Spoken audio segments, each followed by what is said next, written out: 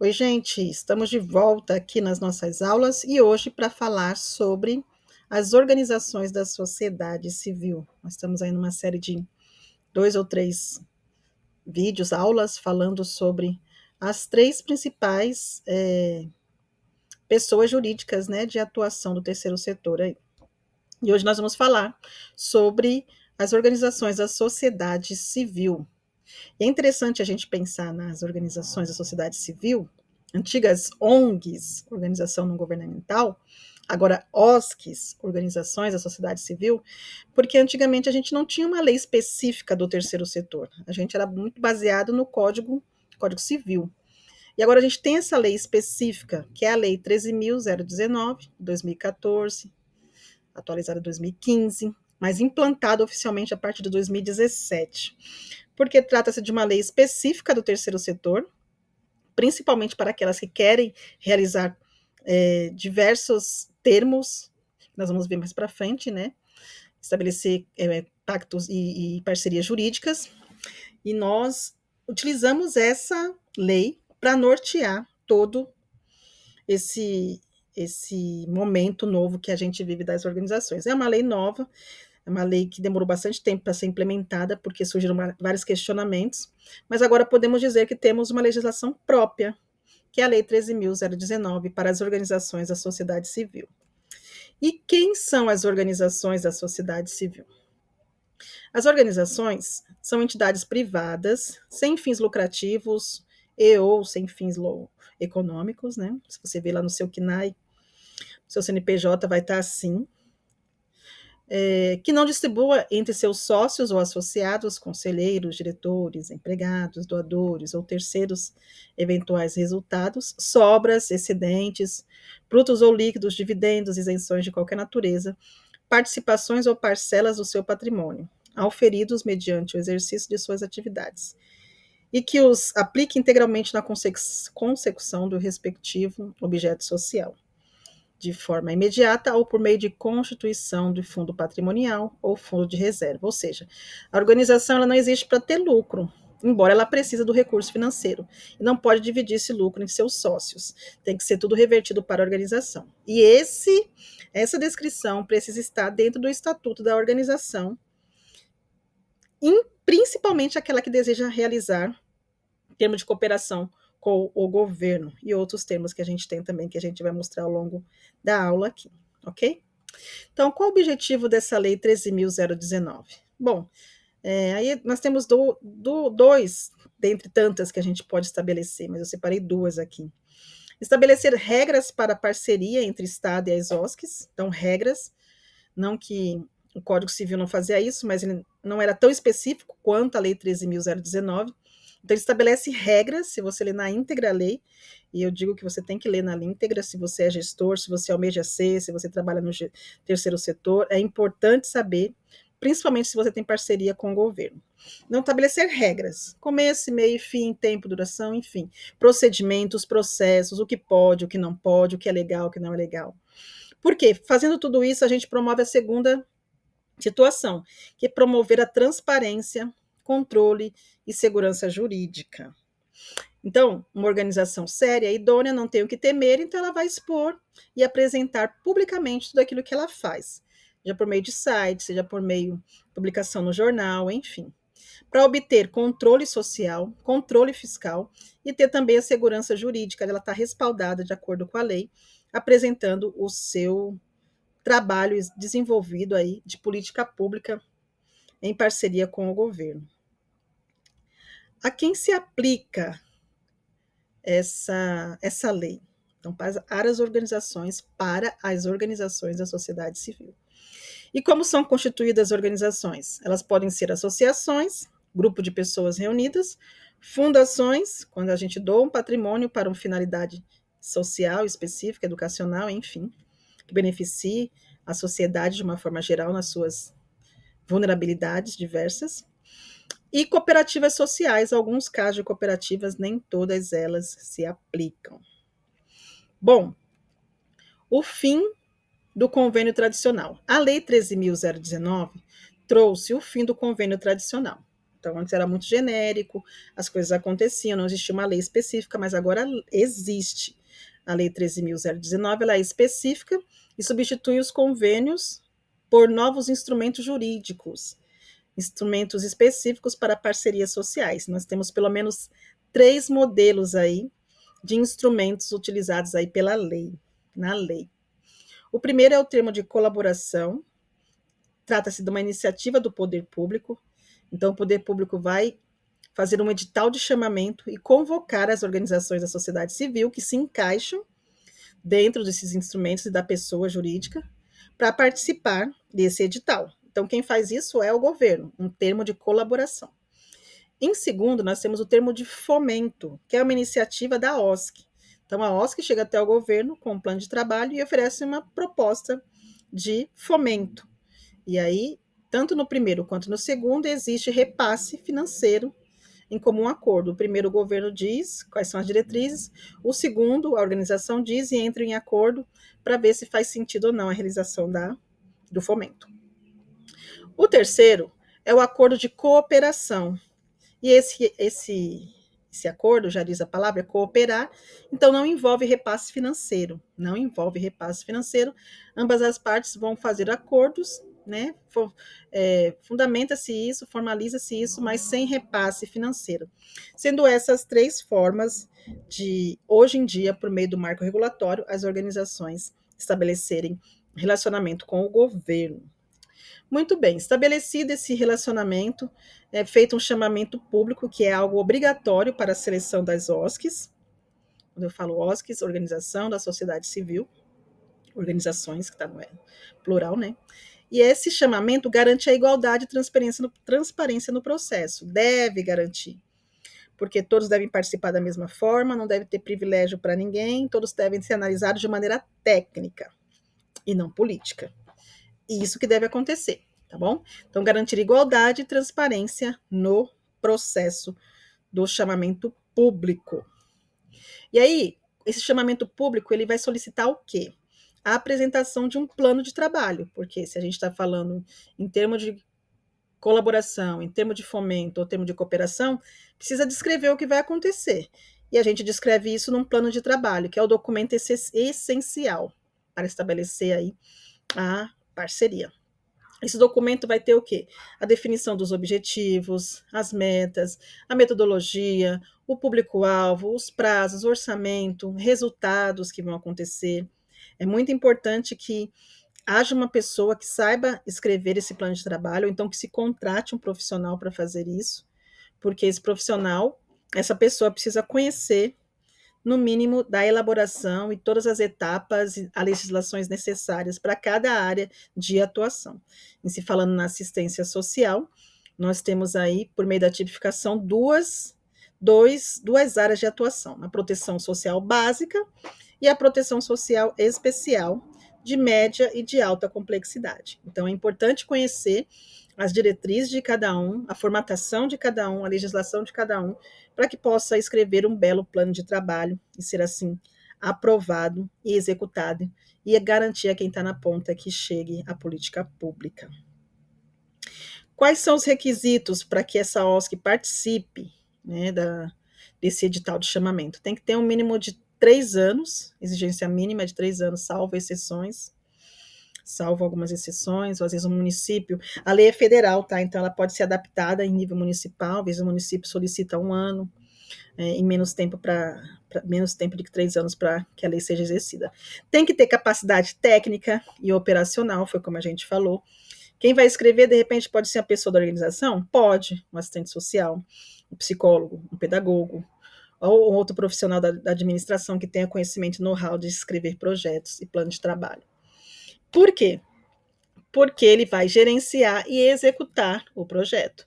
Então, capacidade técnica e operacional. Tem que ter gente que entenda da parte técnica e tem que ter gente que faça o negócio acontecer. E também tem que ter a regularidade jurídica e fiscal, independente de ter colaboração, fomento ou cooperação. É importante que as organizações tenham o seu departamento ou o seu prestador de serviço na área de contabilidade, na área jurídica, especialista no terceiro setor. Se você não tem, entre em contato conosco, Nós do Instituto Elas, junto com Dicas Terceiro Setor, nós também temos advogado, contadores, que são especialistas no terceiro setor e podem orientar você para ter essa regularidade jurídica e fiscal, porque isso vai pesar na hora de você apresentar um plano de trabalho para o governo. Bom, outra questão importante que o marco regulatório vem trazer, marco regulatório porque eu digo porque muitos chamam de marco regulatório, eu prefiro chamar mais de Lei 13.019, tá bom? Então, vamos chamar de Lei 13.019. Outro requisito que a lei vai trazer, solicitar, é a prestação de contas. Ela é obrigatória e tem foco em resultados e metas. Então, não é simplesmente, eu apresento um projeto e pronto, e estou trabalhando a política pública. Não. Se eu quero trabalhar a questão da insegurança alimentar, eu preciso, no final, durante esse projeto, apresentar resultados de melhoria, diminuição de insegurança alimentar. Não é simplesmente fazer e não ter resultados, até porque quem está lá na ponta precisa, né, gente? Quem está sofrendo a insegurança alimentar tem que sair da insegurança para a segurança alimentar. Então, ter metas, eu preciso estabelecer metas. Então, tem que ter muito claro qual é o meu objetivo, quais são os meus objetivos gerais, quais são as minhas metas, quais são os indicadores. E aí, uma segunda parte que talvez seja questionável ou não, você pode estar, para quem já conhece a lei, para quem já participa aí de edital de chamamento com o governo, diz, né, nós podemos dizer, alguns dizem, estudiosos dizem, que é menos burocrática e tem mais controle e impacto. Eu acho que a segunda parte talvez seja mais forte. Agora, menos burocracia, nem tanto, dependendo do município, dependendo da interpretação. Por exemplo, nós podemos observar aqui em Guarulhos. Aqui em Guarulhos eu participei, nós estamos em fase de edital de chamamento público da assistência social, e eu participei da reunião promovida pelo secretário da Assistência Social aqui de Guarulhos, o senhor Henrique Menezes, secretário, e ele explanou como que seria esse edital, mais de 300 páginas, e depois a equipe técnica nos falou como seria a prestação de contas. E a prestação de contas aqui em Guarulhos, não sei a sua realidade, mas aqui em Guarulhos vai ser, como é o nome da palavra, gente? Em tempo real, em tempo real. À medida que eu estou fazendo a prestação de contas, enviando os meus dados, estes mesmos chegam ao Tribunal de Contas via um sistema chamado Aldesp, que é a auditoria do Estado de São Paulo, e se tiver algum problema na prestação de contas, de imediato já vai ser acionado tanto o governo municipal quanto a organização. Então, talvez nesse sentido, né? Quando eu fui estudar um pouquinho, alguns autores dizem que é menos burocrático e tem mais controle. Talvez nesse sentido que seja a questão burocracia e mais controle. Então, tome cuidado. Prestar contas é dinheiro público. É o meu dinheiro, é o seu dinheiro, é o dinheiro de todos que pagam seus impostos. Então, precisa sim ter todo um controle social e fiscal, jurídico também. Para esse plano de trabalho, para a elaboração desse chamamento, quais são as etapas da parceria? Primeiro, o governo precisa planejar o que ele quer fazer, que tipo de chamamento ele vai realizar e publicar isso, tornar-se público, né? Edital de chamamento público. Então, precisa ser publicado no edital do município, precisa apresentar isso e chamar as organizações. Aqui em Guarulhos, por exemplo, chamaram as organizações, fizeram um café, foi bem bacana, apresentaram tal. E depois as organizações enviando. Agora estamos no momento de que estamos enviando as propostas. Eu fui chamada para prestar serviço para algumas ONGs, estou elaborando primeiro as propostas, depois, se forem aprovadas, os planos de trabalho. E aí nós estamos enviando e passando por esse possível momento de seleção ou não seleção. E a gente espera, claro, que as propostas sejam aprovadas para depois vir o plano de trabalho. Selecionada a organização, publicada em Diário Oficial que a organização foi aprovada, começa a execução desse serviço. Executa-se por um prazo firmado via termo, e esse termo geralmente são de 12 meses de execução. Então, subentende-se que a organização, por ter chegado nessa etapa, já preparou todo o material, todo o plano de trabalho, já tem equipe, e a equipe começa a executar as atividades. Finalizou o projeto, e ou durante o projeto existe a prestação de contas. Existem municípios que a prestação de contas é mensal, trimestral, semestral ou anual. E aí vai desenvolvendo conforme cada uma linha entende-se a forma mais necessária para cada realidade. ok? E essa prestação de contas envolve não só a questão financeira, mas relatórios, como relatórios trimestrais, relatório circunstanciado, relatório anual, enfim. Prestação de contas é um combo, não é apenas a questão financeira. E além disso, a gente também trabalha. Deixa eu ver se eu pulei algum aqui. Transparência. Sim, transparência, isso, transparência. A transparência é algo exigido também no marco regulatório, é exigência que seja publicada em portais oficiais, essa parceria, que tenha acesso público aos valores e relatórios. Então, por exemplo, as organizações que têm parceria com o governo precisam ter um site, esse site precisa ter um menu de relacionamento, de transparência.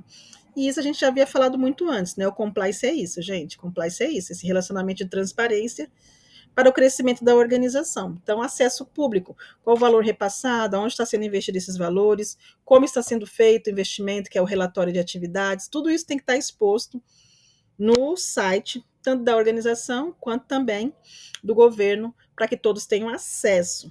Por quê? Porque constantemente é feito monitoramento e avaliação para ver o desempenho desse projeto, desse plano de trabalho.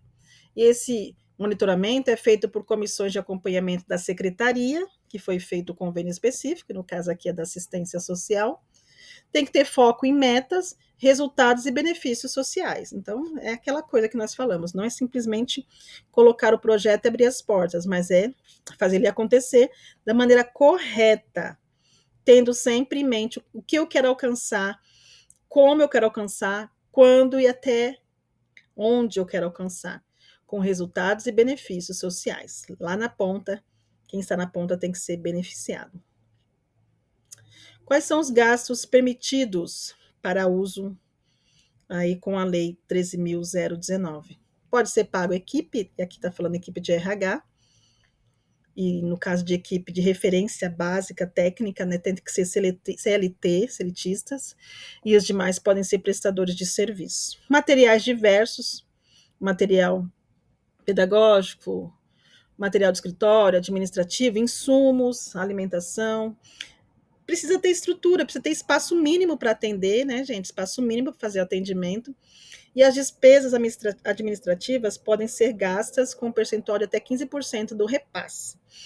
Por isso que é importante ter um contador ou ter alguém especialista da área para fazer esse acompanhamento da gestão financeira, senão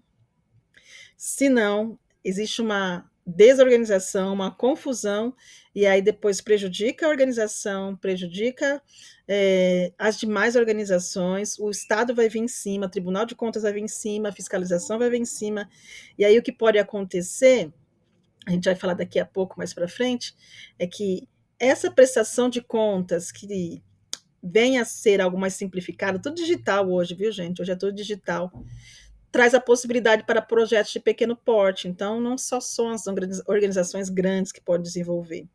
As pequenas também podem fazer. Então, quando a gente fala em pequena, são OSCs que têm atendimento 30, 50, 100 pessoas. E aí trazem relatórios mais objetivos, né? Porque estão começando agora também e podem aprender a se desenvolver. Então, a prestação de contas acaba sendo um pouco simplificada em algumas partes, dependendo do ponto de vista ou não. E aí, se a execução não ocorrer da maneira correta, gente, podem ser previstas algumas situações não muito agradáveis, como, por exemplo, advertência, suspensão ou até mesmo devolução de recursos ou responsabilização. A coisa é séria. Por isso, não brinque com verba pública. A coisa é séria, é nosso dinheiro, é nosso dinheiro. Nós precisamos administrar da melhor forma, garantindo, principalmente para aquele usuário, para aquele que está recebendo o serviço, um serviço bem prestado e um serviço de qualidade. Não é para oferecer qualquer coisa, simplesmente para dizer que fez. E por que essa lei é importante? O que ela traz também, né? Ela traz a valorização do controle. Por quê? A sociedade pode acompanhar e fiscalizar as parcerias, gente. Então, eu sou cidadã e eu posso entrar no site da prefeitura, tendo os caminhos, e saber, por exemplo, toda a vida da organização. Aqui em Guarulhos, por exemplo, nós temos um sistema chamado Sincovinho, né? Sincovinho, onde você entra lá e você tem acesso à vida da organização, às parcerias, quando entrou, quando terminou, o que foi gasto, o que não foi.